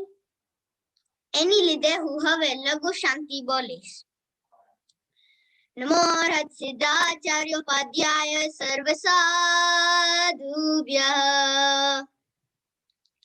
शान्तिं शान्तिनि शान्तं शान्तं शान्ता शिवं नमस्कृत्य स्तोतुः शान्ति निमित्तं मंत्र प्रदाव शान्त्यस्तावमि। ओम मिति निश्चित वचसे नमो नमो भगवते अर्हते पूजाम। शांति जिनाय जयवते यशस्विने स्वामिने दमिनाम। सकलाति शेषक मा संपत्ति समन्विताय शस्याय त्रैलोक्य पूजिताय च नमो नमः शांति देवाय। सर्वामर सुसमूह स्वामिक संपूजिताय निजिताय भुवन जनपाल नोद्यत तमाय सततम नमस्मै। सर्वदुरितानाशन कराय सर्वाशय प्रशमनाय दुष्ट ग्रह भूत पिशाच शाकिनीनां प्रमथनाय यस्येतीनां मंत्र प्रदान वाकयोपयोगकृत तोषा विजया कुरुते जनैत मिति चनुत्ता नमस्ततं शान्तिं भवतु। नमस्ते भगवती विजय सुजय परापरौ रजिते अपराजिते जगत्या जय तिथि जय वै भवति। सर्वस्यापि च संगस्य भद्र कल्याण मंगल प्रददे साधूनां च सदाशिवसु तुष्टि पुष्टि प्रदे जियाः। भव्यानां कृत सिद्धे निवृत्ति निर्वाण जननी सत्वानां अभय प्रदान निरते नमोस्तु स्वस्ति प्रदे तुभ्यं। भक्तानां जन्तूनां शुभावये नित्यमुद्यते देवी सम्यक् दृष्टीनां धृति रति मति बुद्धि प्रदानाय जिन शासन नेतानां शांति नेतानां च जगति जनतानां श्री संपत् कीर्ति यशो वर्धनी जय देवी विजयस्व। सलिलानल विश्व विषधर दुष्ट ग्रह राज रोग रण भयतः राक्षस रिपु गण मारी चौरेति शब्द दिव्यः। अथ रक्षा रक्षसु शिवं कुरु कुरु शांतिं च कुरु कुरु सदेति तुष्टिं कुरु कुरु पुष्टिं कुरु कुरु स्वस्तिं च कुरु कुरु त्वं। भगवती गुणवती शिव शांति तुष्टि पुष्टि स्वस्तिः कुरु कुरु जनानां। ओम मिति नमो नमो राम रीम रूम र य क्ष ह्रीं फुट फुट स्वाहा। एवं यनाम अक्षर पुरुष सरम संस्तुता जया देवी कुरुते शांतिं नमतां नमो नमः शांत्ये तस्मै। इति पूर्व सूरि दर्शित मंत्रपद विदर्भित स्तवः शांत्यः सलिलादि भय विनाशी शांत्यादि करश भक्ति मतां यश्चैनं पठति सदा शृणोति भाव्यति वा यथा योगं सै शांति पदं यायात सूर्यः श्रीमान् देवश्च। उपसर्गाः संयम्यन्ति छिद्यन्ते विघ्नवल्लय मनः प्रसन्नतामेति पूज्यमाने जिनेश्वरे सर्वमङ्गलमाङ्गल्यं सर्वकल्याणकारणं प्रदानं सर्वधर्माणां जैनं जयति शासनम्। शिवमस्तु सर्वजगता परैतनिरता भवन्तु भूतगणा दोषा प्रयान्तु नाशं सर्वत्र सुखी भवतु लोकः। प्रणाम। વેરી ગુડ, बहुत સરસ પ્રિયન, એકદમ ક્લિયર અને ચોખ્ખી શાંતિ બોલ્યો છો. લઘુ શાંતિનો મહિમા ખૂબ જ છે અને આપણે સૌ જાણીએ છીએ કે આ શાંતિના પ્રભાવે મહામારી રોગ ઉપદ્રવો શાંત થઈ ગયા હતા અને એવી સરસ આ લઘુ શાંતિ આપણને પ્રિયને સંભળાવી છે અને આપણે એક જ ભાવ કરીએ છીએ કે આ શાંતિના પ્રભાવે સર્વત્ર શાંતિનાથ પ્રભુની કૃપાથી શાંતિ થાય. પ્રિયન, આજે સે શાંતિ બોલી છે, ખૂબ આનંદ થયો. બધાએ ખૂબ સરસ સંદેશા મેસેજીસ મોકલ્યા છે તને. કેટલા દિવસમાં શાંતિ તે પાકી કરી હતી, લર્ન કરી હતી? કેટલા દિવસમાં તને આવડી ગઈ હતી? હા, કેટલો ટાઈમ લાગ્યો હતો? 1-2 વીકમાં. Very good. બીજું શું શું તે શીખ્યું છે ધર્મનો? હું હવે અતિચાર શીખું છું. ઓહો, અતિચાર. બહુ હું 8મે છું. 8મી અતિચાર. અતિચાર ઘણા મોટા છે અને ગુજરાતીમાં છે પણ સરસ રીતે જો એ શીખી રહ્યો છે. ખૂબ ખૂબ અનુમોદના કરીએ છે. બીજું મને લાગે છે કે અજીત શાંતિ પણ તને આવડી ગઈ છે આખી, હે ને? તો હવે બીજી વાર આવે ત્યારે તું અજીત શાંતિ આપણને બધાને અમને સંભળાવ. બીજી વાર તને ચોક્કસ. Very good. તને સરસ આજે તે શાંતિ બોલ્યો અને બધા તરફથી હું તને થેન્ક યુ કરું છું. ઓકે, અને ખૂબ ખૂબ ખૂબ ખૂબ આ રીતે આગળ વધે અને આપણા સંઘની અંદર જ્યારે પર્યુષણ આવે, પ્રતિક્રમણના સૂત્રો ને બધું તું શીખી જાય અને બધાને કરાવે વિધિ પણ. બરાબર?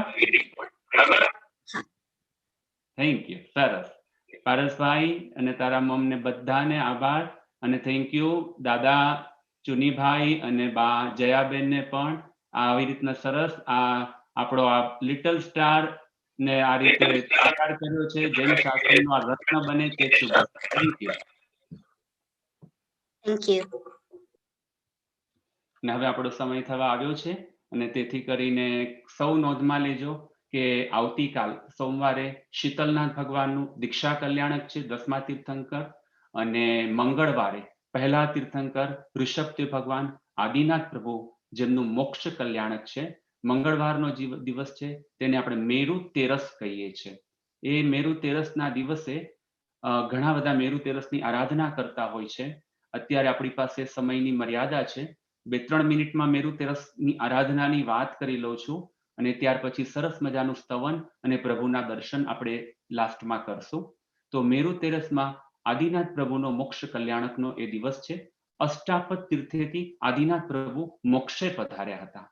આ મહિમાવંતો દિવસ મંગળવારનો દિવસ નજીકમાં આવી રહ્યો છે. મેરુ તેરસની કથા બતાવે છે કે રાજાનો પુત્ર હતો, તેનું નામ હતું પિંગલ, અને એ જન્મથી પાંગડો હતો. હાથ પગ એના ખાલી જસ્ટ એક આમ ડોટ્સ હોય એવું જ હતું, પણ પૂરા વિકસેલા નહોતા અને એવો પાંગડો હતો. આ બાજુ રાજા આ બાળક જન્મ્યો છે તેને રાખે છે પણ કોઈને બતાવતા નથી.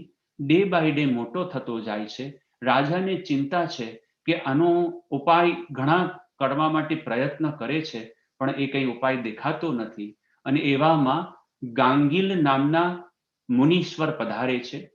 એ જ્ઞાની હતા એટલે એમની પાસે જાય છે અને ગાંગીલ મુનિને પોતાના આ રાજકુમારની વાત કરે છે કે આવું કેવું કર્મ લઈને આવ્યો છે કે જન્મથી એને આ તકલીફ બધી થઈ છે. ત્યારે જ્ઞાની એવા ગુરુ હતા અને તે જણાવે છે કે એનું કર્મ એવું પૂર્વમાં એને બાંધ્યું છે. શું કર્યું હતું એને આવું કે એને જન્મથી આવી તકલીફ થઈ છે? તો કે પૂર્વમાં જે આપણે દેવદ્રવ્ય કહીએ, પરમાત્માના દેરાસર સંબંધી જે પૈસા વગેરે જે ભંડારમાં મૂક્યા હોય એ બધું દેવદ્રવ્ય કહેવાય છે. અને એની જે પરમાત્માની ભક્તિમાં ઉપયોગમાં લોકોએ દાન આપેલી રકમ હોય તેને દેવદ્રવ્ય કહેવાય છે. તો કે આ દેવદ્રવ્યનું એને ભક્ષણ કર્યું છે. દેવદ્રવ્યના પૈસાનો પોતાના માટે ઉપયોગ કર્યો હતો. બીજા નંબરમાં કે એ તો ભક્ષણ કર્યું પણ એની સાથે એને મૃગલી એટલે હરણી હતી, એને જે હરણની ના 4 પગ, હજુ તો નાની હતી એ, અને એ હરણના 4 પગ એને કાપી નાખ્યા અને ખૂબ રાજી થયો. આવું ઘોર પાપ કર્યું અને એ સિવાય પણ ઘણા કર્મથી એ ભારે બન્યો હતો. એ કર્મના ઉદયે આ જન્મથી પાંગડો થયો છે, પિંગલ થયો છે. હવે ગુરુદેવને કહે છે કે એનો ઉપાય શું? તો કે એ બાળક હવે મોટો થયો છે, એનામાં થોડુંક એને જાણવાની ને સમજવાની શક્તિ પણ છે અને હવે એ ઉંમર તો યંગ થવા જેવી આવી છે પણ હજુ એના હાથ પગ વિકસ્યા નથી, પાંગડો છે. તો એને એક આરાધના કરાવો. કઈ આરાધના? તો કે મેરુ તેરસની આરાધના કરાવો. એ દિવસે એને 24 ઉપવાસ કરાવો અને એ દિવસે ઋષભદેવ ભગવાનની શ્રી ઋષભદેવ પારંગતાય નમઃ, શ્રી ઋષભદેવ પારંગતાય નમઃ એ મંત્રનો જાપ એને કરાવો. અને આ મેરુ તેરસની આરાધના એ ખૂબ લાભ કરશે, એને એના કર્મ ખપાવનારી બનશે. અને નજીકમાં જ આ પોષ વત્તેરસ એટલે કે આ મંગળવારે આવે છે એ દિવસ આવતો હતો ને રાજાએ પોતાના પુત્રને આ આરાધના શરૂ કરાવી. આરાધનાના પ્રભાવે હજુ પહેલો જ તેરસની આરાધના કરી છે, પહેલી જ વખતે ઉપવાસ કર્યો છે અને એ ઉપવાસ અને ધર્મના પ્રભાવે ગુરુના આશીર્વાદથી એના હાથ પગને એની જે તકલીફો હતી એ દૂર થવા લાગે છે અને એના આંગોપાંગ ડેવલપ થાય છે, વિકસિત થાય છે. અને એમ કરતા કરતા પછી તો દર મહિનાની એ તેરસ કરવાની હતી. 13 વર્ષ અને 13 મહિનાનું આ તપ હતું. અને આ રીતે એ કરતા કરતા એને સંપૂર્ણપણે એકદમ સ્વસ્થ બની જાય છે, નિરોગી બની જાય છે. અને રાજાને એમ થાય છે કે ખરેખર એના કર્મો આ રીતે ઓછા થઈ ગયા છે. હવે એ છોકરો હોશિયાર હતો અને આગળ જતા રાજા એને રાજ્યનું પદ આપે છે, રાજા બનાવે છે અને પોતાના પિતા છે તે દીક્ષા લઈ લે છે. આ બાજુ તેમની આરાધના ચાલુ છે મેરુ તેરસની. અને ડે બાય ડે આ પિંગલ રાજકુમાર રાજા હવે તો એ પોતે આરાધનામાં આગળ વધે છે. અને એમ કરતા કરતા કરતા પોતાના સરસ આ 13 વર્ષની આરાધના અને 13 મહિના ઉપરની આરાધના પૂરી થાય છે. અને પછી એની ઉજવણી રૂપે 13 દેરાસરો બનાવે છે, સોનાની 13 પ્રતિમાઓ ભરાવે છે, રૂપાના, સિલ્વરની અને રત્નજડિત એવી 13 પ્રતિમાઓ ભગવાનની બનાવે છે. 13 વખત સિદ્ધાચલ પાલીતાણાના સંઘ કાઢે છે અને આ રીતે મેરુ તેરસની સુંદર રીતે ઉજવણી કરે છે. ને જ્યારે એ મેરુ તેરસ આવતી હોય ત્યારે તે દિવસે 5 મેરુ મોટા રત્નના બનાવે. મેરુ એટલે માઉન્ટેન, મેરુ પર્વત કહીએ છે, જ્યાં તીર્થંકરોના કલ્યાણક થયા હતા એને મેરુ પર્વત કહેવાય છે. એવા મેરુ પર્વતની રચના રત્નના પોતે પોતાના સ્થાનમાં બનાવે અને આગળ નંદાવર્તના સાથિયા મૂકે અને ઋષભદેવ ભગવાનની આરાધના કરે. આ દિવસ નજીકમાં આવી રહ્યો છે, મંગળવારનો દિવસ. તો એ દિવસે બને એટલી આદિનાથ ભગવાનની આરાધના, મંત્ર જાપ સૌ કરજો તેવી ભાવના રાખું છું. બુધવારે આપણો સત્સંગ પાછો 11 વાગે છે અને રવિવારે એક ભાવવાહી સત્સંગ પાછો શરૂ થઈ રહ્યો છે. તેનો ટોપિક પણ બહુ સરસ છે, તમને મેસેજમાં મળી જશે અને ખૂબ સરસ જીવનમાં ઉતારવા જેવો, જાણવા જેવો એ રવિવારથી એ ટોપિક ચાલુ થાય છે. તો આવતા રવિવારથી તમે સૌ પાછો શરૂઆતથી લઈ અને આખો સત્સંગમાં જોડાજો. અને એ ટોપિક કન્ટિન્યુઅસ લગભગ થોડા ટાઈમ ચાલશે અને એના ઉપર એક્ઝામ્સ પણ લેવાશે. એની બધી વાત હું તમને બુધવારે કરીશ. સૌ સાતામાં રહેજો. સમય થવા આવ્યો છે. જીનાજ્ઞા વિરુદ્ધ કંઈ પણ બોલાયું હોય તો મિચ્છામી દુક્કડમ. આજે સરસ આપણને બધાએ આવીને અહીંયા હિનાબેને, સોહમે, પ્રિયને જે લાભ આપ્યો તેમને પણ પાછું આપણે Oswal association of the UK તરફથી પ્રમુખ શ્રી નિલેશભાઈ તેમજ આપણા રિલિજિયસ સેવાભાવી વર્ષાબેન દિલીપભાઈ શાહ અને આપણા સૌ તરફથી સૌનો આભાર. Thank you. સૌને શાતામાં રહેજો અને સ્વસ્થ રહો તે શુભ ભાવના ભાવું છું. 14 તારીખે મેસેજમાં પાછું મૂક્યું છે કે આપણો સત્સંગ તો છે જ સવારનો અને આફ્ટરનૂનમાં જે વેલેન્ટાઇનનો પ્રોગ્રામ છે એમાં પણ સૌ પોતાનો ભાવ એમાં આપવા માટે નિલેશભાઈ આપણા પ્રમુખે જણાવ્યું છે. તેમાં કોઈને સ્પોન્સર કરવું હોય તો પણ તમે ઓફિસમાં તમારા નામ જરૂરથી આપજો. જીનાજ્ઞા વિરુદ્ધ કાંઈ પણ બોલાયું હોય તો મિચ્છામી દુક્કડમ. આપણે સ્તવન સાંભળીએ છીએ. હું સર્વમંગલ બોલું પછી સ્તવન આવે છે અને ભગવાનના દર્શન થાય છે.